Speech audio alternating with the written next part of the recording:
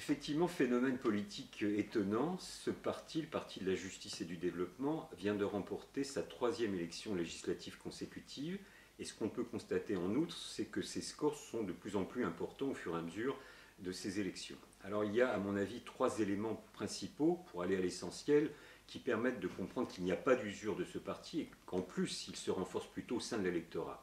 Le premier, c'est qu'il bénéficie incontestablement d'une conjoncture économique favorable, que les résultats de la Turquie sont excellents et même étonnants au vu de la crise financière et économique mondiale, puisqu'en 2010, le taux de croissance était près de 9%. Deuxième facteur, c'est le fait que l'AKP, qui gère de nombreuses villes en Turquie, des villes moyennes ou de grandes villes, est reconnu par l'électorat comme un parti qui développe toute une série de services sociaux qui sont donc reconnus par son électorat et qui confortent cet électorat. Troisième aspect, enfin, c'est le fait que l'AKP a su poser la Turquie comme un acteur régional et international de premier plan, comme on l'a vu au cours de ces dernières années, et incontestablement, au sein de l'électorat, il y a une sorte de fierté de voir la Turquie reconnue comme un pays qui s'impose, au moins régionalement, sinon plus généralement de façon internationale. C'est vrai qu'avec un taux de participation de 87% et avoir 50% des suffrages exprimés, c'est une grande victoire. Mais pour autant, je pense qu'il y a lieu de relativiser sur certains aspects cette victoire de l'AKP. D'une part, avec le jeu du barrage électoral et des calculs politiques, l'AKP aura moins de sièges à l'Assemblée que la dernière Assemblée nationale. Ce qui veut dire qu'ils n'ont non seulement pas réussi à avoir les 367 sièges qui leur auraient permis de faire la Constitution tout seuls, mais en plus ils n'ont pas réussi à avoir les 330 sièges qui leur auraient permis de faire la Constitution et puis faire un recours au référendum, ce qui aurait été synonyme de victoire aussi. Donc l'AKP a réussi à avoir son pari électoral, mais en tout cas institutionnellement parlant, leur tâche ne va pas être pour autant plus facile qu'avant. Par rapport au contenu de cette nouvelle constitution éventuelle, nous n'avons que très peu d'éléments. Il est vrai que le JP, le parti kémaliste, avait fait un certain nombre de propositions très concrètes, notamment sur la suppression éventuelle du barrage électoral. Le BDP, le parti pro-kurde, avait fait un modèle de constitution à l'occasion du référendum du 12 septembre 2010. Le parti qui en dit le moins sur le contenu de cette future constitution, c'est le parti gouvernemental, c'est l'AKP. On connaît le souhait, c'est ces mots, du Premier ministre Erdogan de procéder, de passer à un système présidentiel du régime. Donc son souhait personnel, c'est de se faire élire président de la République aux prochaines élections présidentielles. Mais en tout cas, par rapport au projet constitutionnel de l'AKP, nous n'avons pas d'éléments concrets à ce jour-là.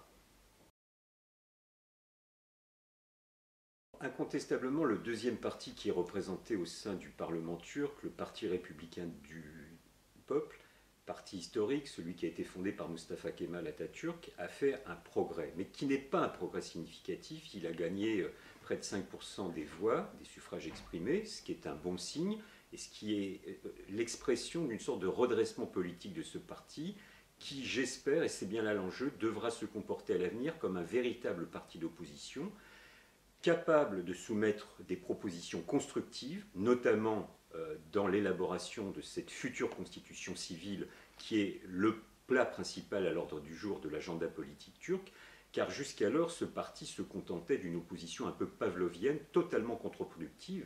Il semble donc que son nouveau leader, M. Kılıçdaroğlu, qui a pris les rênes du pouvoir il y a maintenant un an, ait été capable d'impulser une ligne plus sociale, plus préoccupée des enjeux liés aux problèmes sociaux, au chômage, au niveau de vie, ce qui est nouveau et ce qui est une bonne chose. Ceci étant, ce parti n'a pas remporté la victoire qu'il escomptait. Il visait les 30%, il a 25% environ, un peu plus de 25%. Donc c'est un progrès incontestable, mais il y a encore un long travail à réaliser au sein même de ce parti et en termes de formulation d'un programme, de propositions, pour qu'il puisse réellement ambitionner un jour de pouvoir atteindre une victoire électorale et donc de concurrencer directement l'AKP, ce qui n'est pas le cas aujourd'hui. Dans ces élections, l'Union européenne a surtout marqué les esprits par son absence quasi totale des débats pendant la campagne électorale. C'est vrai qu'aujourd'hui, en Turquie, la question de l'intégration de la Turquie à l'Union européenne ne constitue pas un des thèmes principaux ni de la campagne de ces élections, ni de la scène politique dans sa globalité.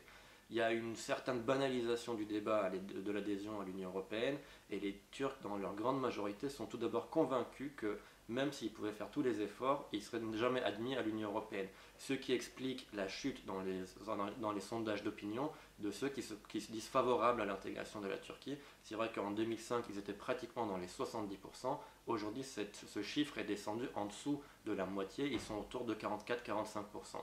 Et ce qui veut dire que les partis politiques, ils n'ont pas fait campagne là-dessus. Et dans les 5 années à venir, avec cette nouvelle Assemblée nationale, je ne pense pas que l'Union européenne prenne une place très importante sur la scène politique en Turquie.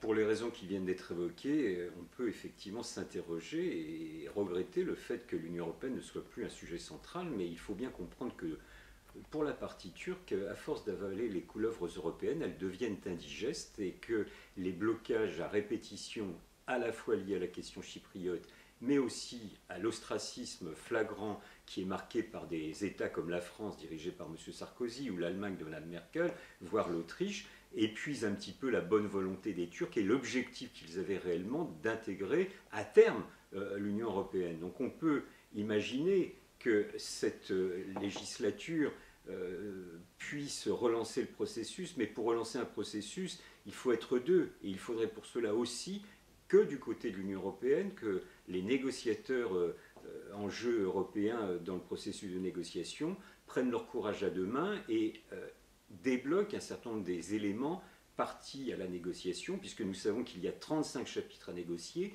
qu'à ce jour, seuls 13 ont été ouverts, un seul a été refermé, que 8 sont bloqués à cause de la question chypriote. Il faut donc maintenant que les Européens, conjointement avec leurs partenaires turcs, fassent preuve de volontarisme, de courage politique pour relancer ce processus qui incontestablement aujourd'hui est malheureusement au point mort.